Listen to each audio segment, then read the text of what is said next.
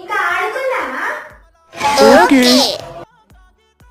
ఈరోజు Nobita birthday కాబట్టి నోబితానే secret ఉంటాడు. సరే లక్కీ, నేను కౌంట్ చేయడం స్టార్ట్ చేస్తాను.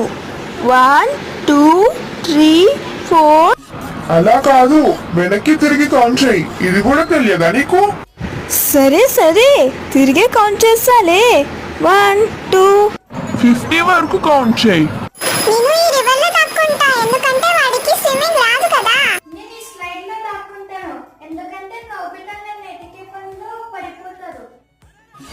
మోటు, మనం ఈ బుషెస్ లో దాక్కుందాము. నోబితా అస్సలు కనపట్లేడు. సరే, నేను ఈ బస్సులోనే దాక్కుంటాను. నేను ఈ రాయి వెనకాల దాక్కుంటాను.